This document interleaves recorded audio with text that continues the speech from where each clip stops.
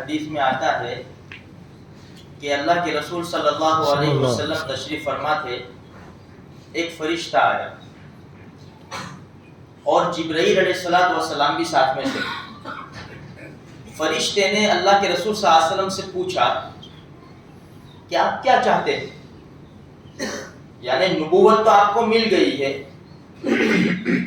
آپ عبدیت چاہتے ہیں، غلامی چاہتے ہیں یا بادشاہت چاہتے ہیں؟ کیسی آپ کو نبوت چاہیے؟ بادشاہت والی نبوت چاہیے یا غلامی والی عبدیت والی نبوت چاہیے؟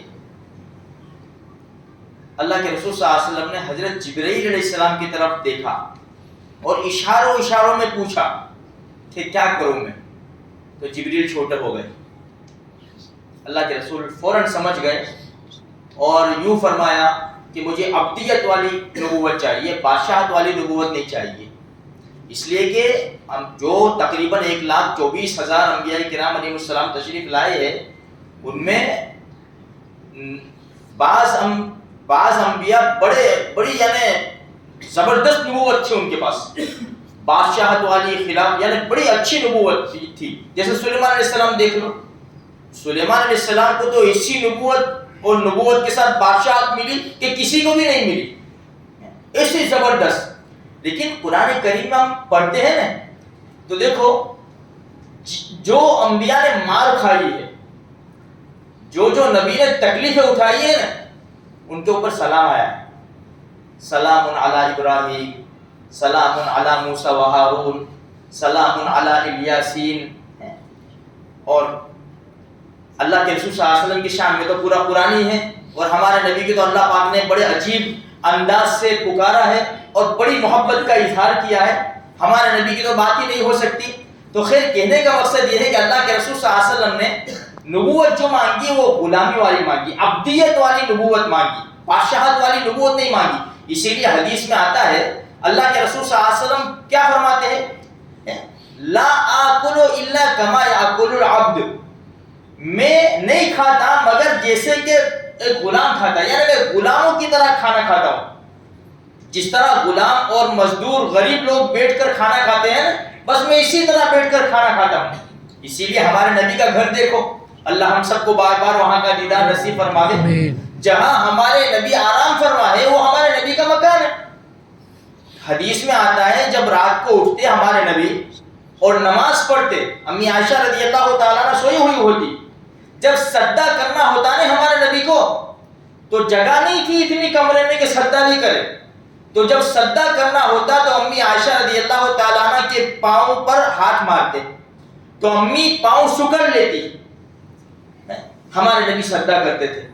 یہ مکان ہمارے نبی کا، تو ہمارے نبی نے ہمیشہ عاجزی اختیار کی ہے۔ دیکھو مکہ فتح ہوا، ہم نے کتنی بار سنا کہ ہمارے نبی کا سر اونچا نہیں تھا، سینہ تان نہیں لیا، بلکہ اتنی عاجزی کہ اتنا جھک گئے تھے ہمارے نبی کے جو سواری کا کجاوا تھا نا وہاں پیشانی مبارک لگتی تھی۔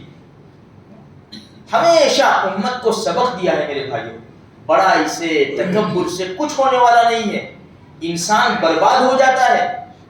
جتنا جھکے گا نہیں، من تواضع للہ رفعہ اللہ، جو اللہ کے لیے جھکے گا اللہ اس کو اٹھائے گا۔ مٹا دے اپنی ہستی کو اگر کچھ مرتبہ چاہے کہ دانا خاک میں مل کر گل گلزار ہوتا ہے۔ اس لیے جتنا مٹائیں گے اپنے آپ کو، اور سب سے زیادہ مٹانا کیا ہے؟ نماز میں حاضر ہو جانا۔ یہ ماتھا ہے زمین کے اوپر رگڑنا، زمین کے اوپر ٹیک دینا، سجدہ کرنا، یہ سب سے زیادہ عاجزی ہے۔ اللہ کے نزدیک سب سے زیادہ جو بندہ قریب ہوتا ہے وہ سجدے کی حالت میں ہوتا ہے۔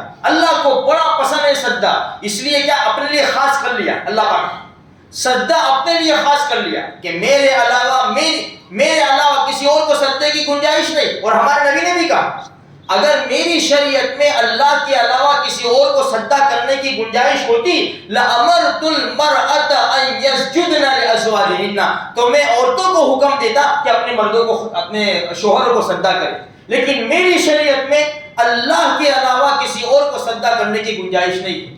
تو سب سے زیادہ بندہ جو قریب ہوتا ہے نا میرے بھائیوں اللہ کے نزدیک وہ سجدے میں ہوتا ہے۔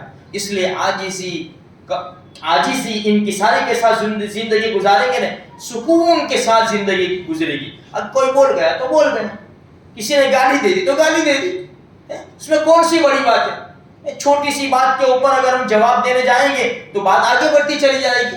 اس لیے ہمارے نبی کی تعلیم بڑی زبردست ہے، سکون کی زندگی گزرے گی انشاءاللہ. اللہ مجھے آپ کو سارے مسلمانوں کو اس کی توفیق نصیب فرمائے.